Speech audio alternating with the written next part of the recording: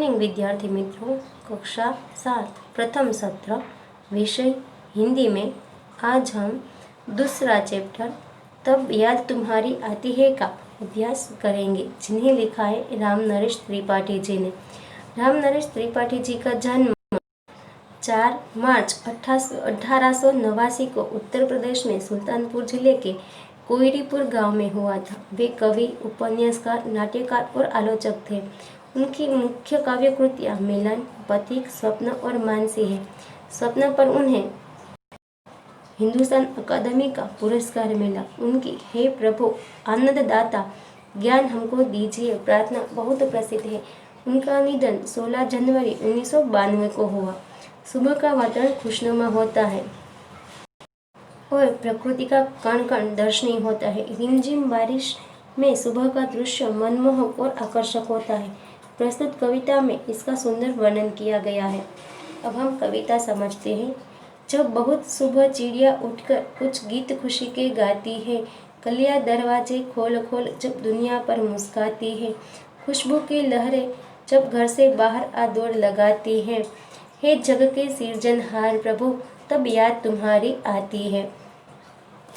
जब बहुत सुबह चिड़िया उठकर कुछ गीत खुशी के गाती है, चिड़िया सुबह उठकर इस तरह चहचहाने लगती है कि जैसे वो खुशी के गीत गा रही हो।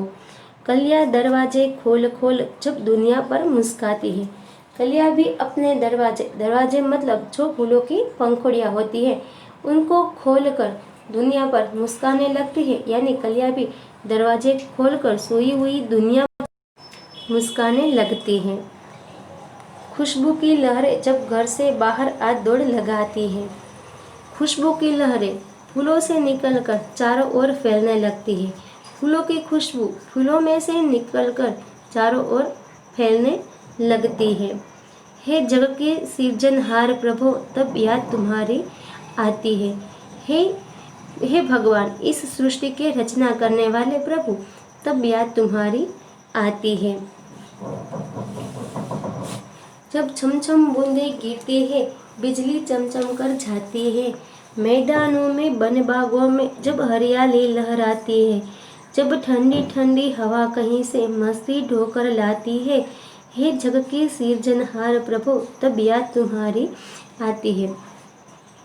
जब छमछम बूंदे गिरती है, बिजली चमचम कर जाती है, जब वर्षा ऋतु में चमचम कर वर्षा की बूंदें गिरती है और जब बिजली चमचम कर चमकती है, मैदानों में वन बागों में जब हरियाली लहराती है, मैदानों और बाग बगीचों में हरियाली लहराने लगती है, जब ठंडी ठंडी हवा कहीं से मस्ती ढोकर लाती है, जब ठंडी ठंडी हवा पता नहीं कहाँ से अपने साथ ढेर सारी मस्ती उठाकर लेकर आती है।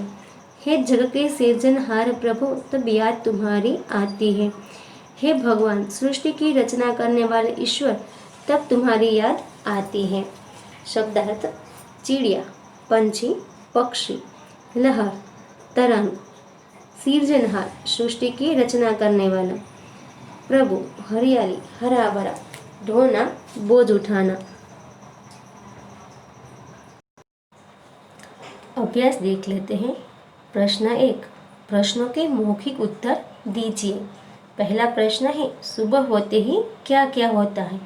उत्तर: सुबह होते ही चिड़िया चहचहाती है, कलियां खिल जाती है, खुशबू की लहर घर से निकलकर चारों ओर फैल जाती है।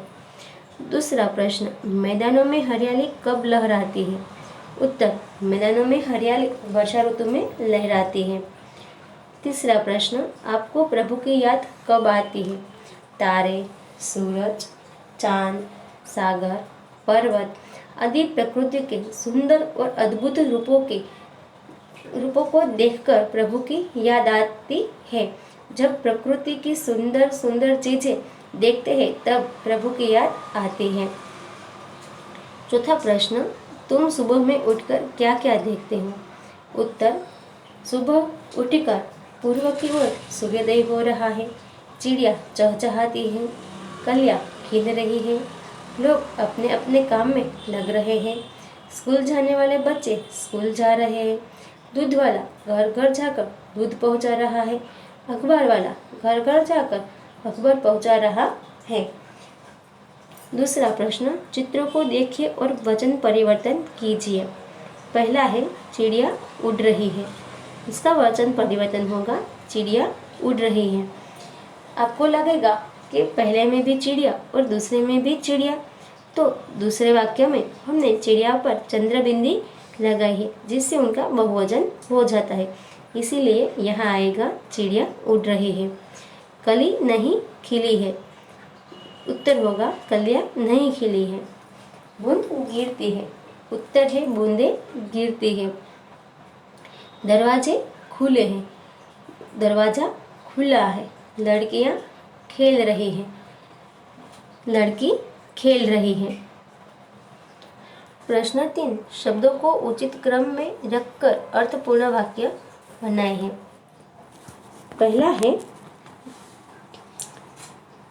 जहाँ हमें पानी की बूंदें दिख रही है वहाँ वहीं से हम वाक्य बनाएंगे। ऊपर से शुरू करेंगे। है, ही, जल, जीवन। इसका वाक्य बनेगा जल ही जीवन है। अब हम फूल का जो है वाक्य बनाएंगे। इसमें हम देखेंगे है में फूलों भरता रंग कौन। तो इसका वाक्य बनेगा फूलों में रंग कौन भरता है। अब हम बादल का वाक्य बनाएंगे। है बिजली में बादल चमकती क्यों। इसका वाक्य बनेगा बादल में बिजली क्यों चमकती है। सबसे तेज कौन है। प्रश्न 5, नीचे गए शब्दों के अर्थ शब्दकोश से ढूंढकर तेजी से कौन बता सकता है। कौन बताएगा तेजी से। कुक। कुक का अर्थ होता है कोयल की बोली। इरादा, संकल्प, तरोवर, श्रेष्ठ या बड़ा वृक्ष।